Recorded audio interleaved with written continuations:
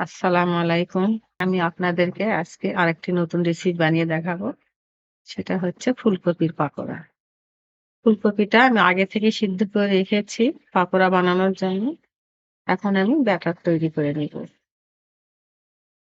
প্রথমে নিব ৩ চামচ চালের গুঁড়া, তারপরে নিব ৩ চামচ বেসন,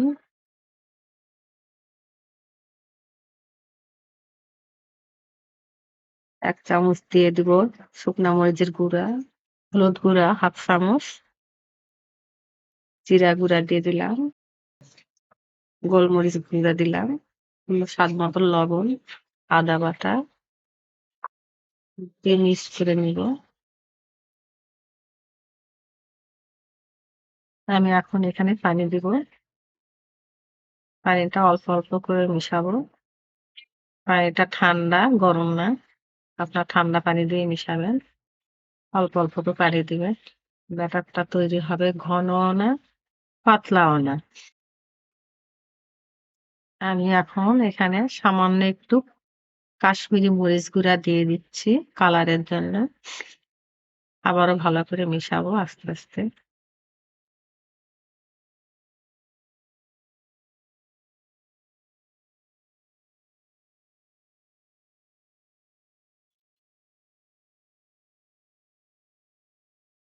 ব্যাটারটা এরকমই হবে। এখানে দিয়ে দিলাম একটু বেকিং পাউডার। সামান্য একটু দিয়েছি, আমি বেশি দেই নাই। আবার ভালোভাবে মিশিয়ে নিব।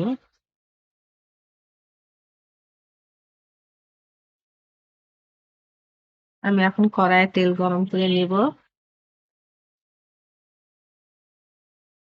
আমি গরম তেল এখান থেকে কিছু উঠিয়ে নিয়ে ব্যাটারে দিব। সেটা একটু মুসমুসে ভাব হবে, ভালো হবে খেতে। এই জন্য নিয়ে আবারও মিশিয়ে নিচ্ছি। ভালোভাবে তেলটা মিশিয়ে নিলাম। আমি এখন এখানে একটা, একটা করে পাকোড়া ছেড়ে দিব। ফুলকপি দিয়ে পাকোড়া বানাবেন বিকালে নাস্তা হিসাবে। সঙ্গে দিবেন ১ বাটি সস আর ১ কাপ চা। ওহ!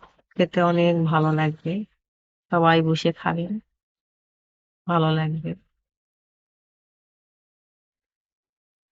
এখন আমি এগুলো একটা, একটা করে উল্টিয়ে দিব। এক পিঠ ভাজা হয়েছে। জোরে জাল দিবেন না, আস্তে, আস্তে জাল দিবেন। আর দেখবেন পাকোড়াগুলা খুব সুন্দর মুসমুসে হবে। কালারও এসে গেছে, দেখেন সুন্দর কালার। খুব আস্তে, আস্তে জাল দিবেন। দেখেন সুন্দর হয়েছে মুসমুসে।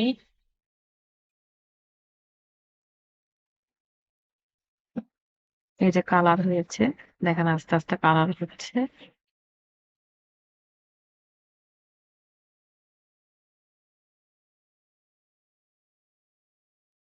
ভাজা রেডি আমার। এখন সুন্দর কালার আসছে। আমি এখন উঠিয়ে নেব।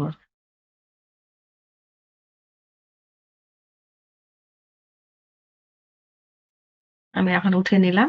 আমার এই রেসিপি যদি আপনাদেরকে ভালো লেগে থাকে, আপনারা বেশি, বেশি শেয়ার করবেন, লাইক দিতে অবশ্যই ভুলবেন না। আল্লাহ হাফেজ।